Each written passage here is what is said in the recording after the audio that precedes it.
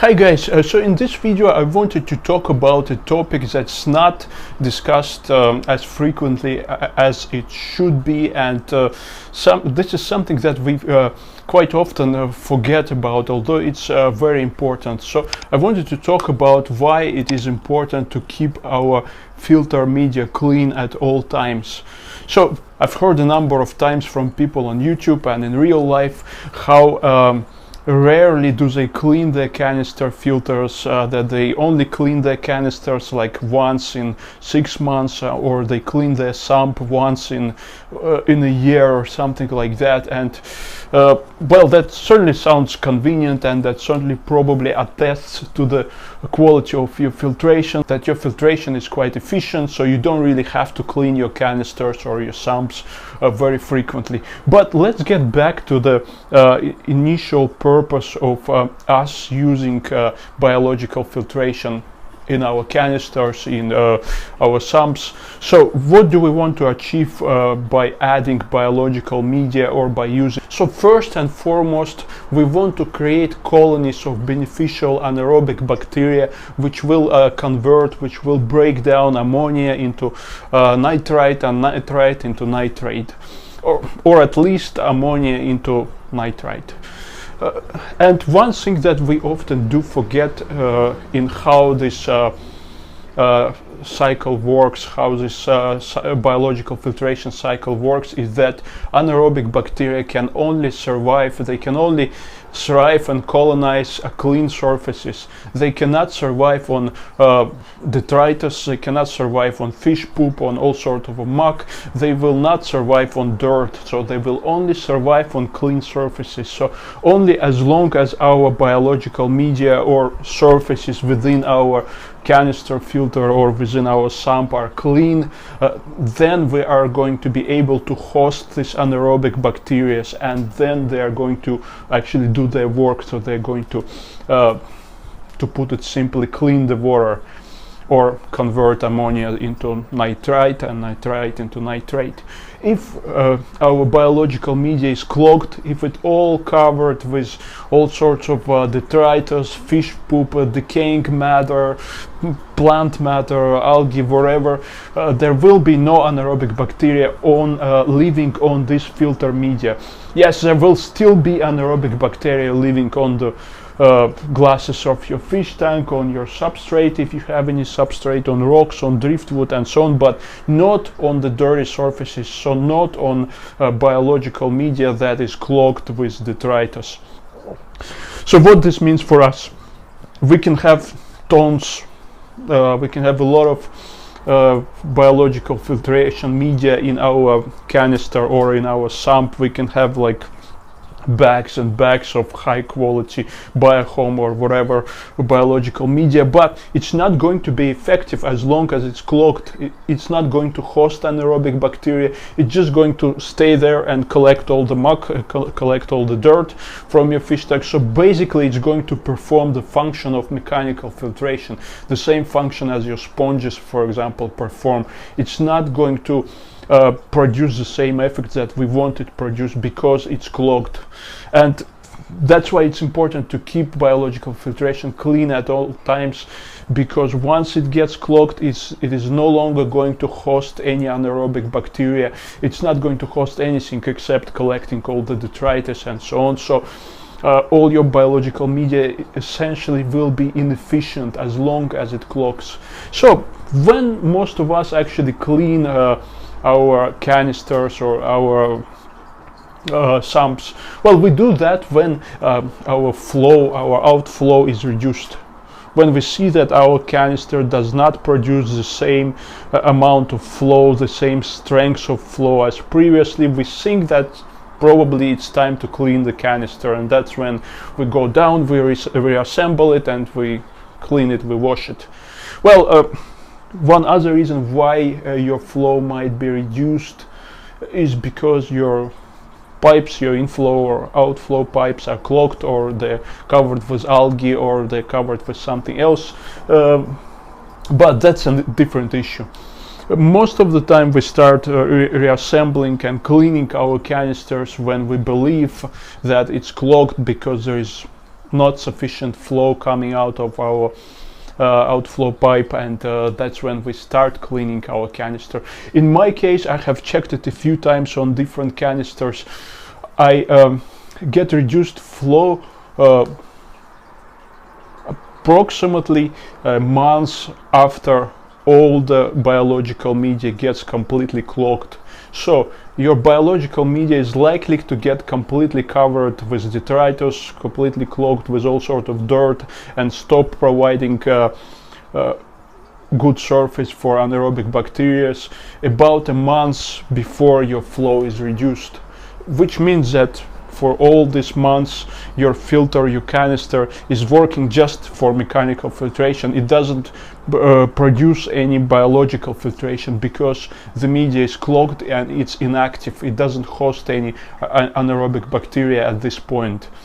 So in some cases it actually takes more than a month between the reduction in flow and your biological media being completely clogged. It depends on the model of filter, it depends on your stocking levels, it depends on a number of other variables. So in some cases there might this period between the reduction of flow and your biological media being clogged can be shorter.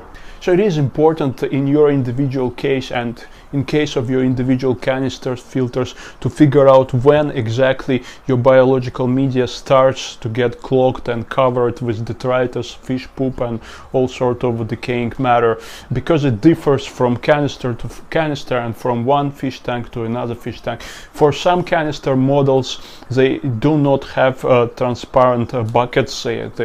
They're not exactly transparent like most of the fluval models, Eheim models, or other models, so you can't really see what's happening inside the canister. You don't know whether your biological media is covered with dirt or not, so you actually have to physically open it up in order to check what happens inside. That's why that's why it's important to figure out, in case of individual canister, in case of individual fish tank, how often does your canister media gets actually clogged, and how often do you need to clean it before your flow is reduced, because the gap between the reduction of flow and your media being clogged can be absolutely different in different cases. And yeah, that's a bit of a challenge with the canister. It's a bit easier with the sump, because inside of the sump you can actually see what happens and you can monitor the situation with your biological media and with how frequently it becomes clogged. So let's have a look at how a dirty biological media should look like and how a clean biological media should look like. Alright, so I will take out a piece of lava rock from my sump. See, this is a clean piece of biological media, so it doesn't have any detritus on it, it doesn't have any muck on it. It's covered with a thin layer of slime, kind of a yellowish slime. You can't really see it on camera, but it is covered with a slime, and that is a layer of anaerobic bacteria that lives on top of this biological media. It's not visible to a naked eye. So as long as your media is not covered with something dark and with something potentially looking dirty, it should be clean. And this here is biological media that already starts to get dirty. You can see it already has some pieces of detritus, some pieces of fish poop on it. If I disturb it like this, you can see it coming out, and it's not completely clogged yet, but it's not really clean either, so it's probably at the early stage of getting clogged. Yeah, you can see that there's some stuff coming out from it, and when it does get clogged, it usually covers with some sort of a brown slime, and there are pieces of fish excrements and so on. So let's look at some other examples. This is a Sikkim matrix on the bottom of my sump, and it's already started to get clogged. You can see that there's lots of brownish slime on top of the media. There's kind of pieces of detritus and so on. The bag that's on the top, it's much cleaner. it's almost perfectly clean. And this bag here with Aquarium Substrate Pro, it's perfectly clean. It doesn't really have anything on it. So obviously, if you have a sump, the lower layers of your biological media are likely to get dirty first of all, especially if it's in outflow compartment, like in this case. In inflow sections, as was the case with the previous media which we have seen earlier, your media is likely to start getting dirty from the top, but in outflow compartments it gets dirty from the bottom, because all the muck comes from here into here, and that's why these bags here, they get dirtier first, and then there are cleaner media on top of it. So when it comes to sump, it's easier to monitor what happens with your media, and it's easier to take care of this media in due time before it actually gets clogged. So the question you might have now is, what should I do? Should I open my canisters all the time to monitor what happens inside, to keep my biological media active and clean? What is the solution to this problem long term? So one of the things you can do is to use pre-filters.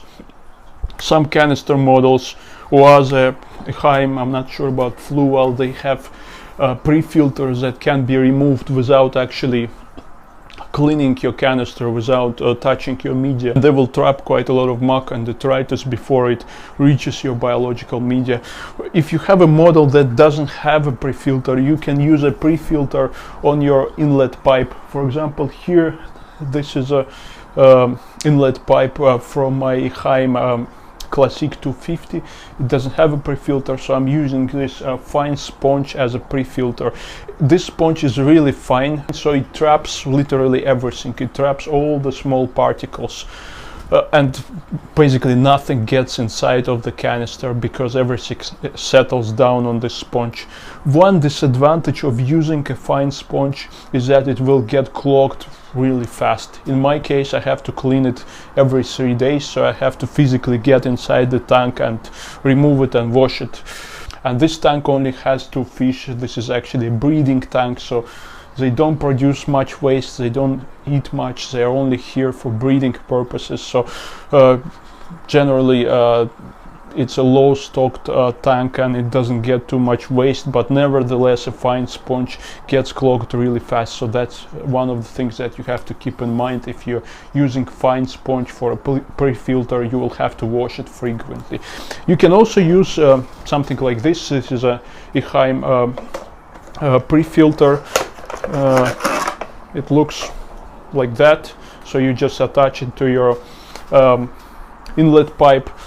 One disadvantage of using something like that is that it has a relatively coarse sponge, so it's not a fine sponge.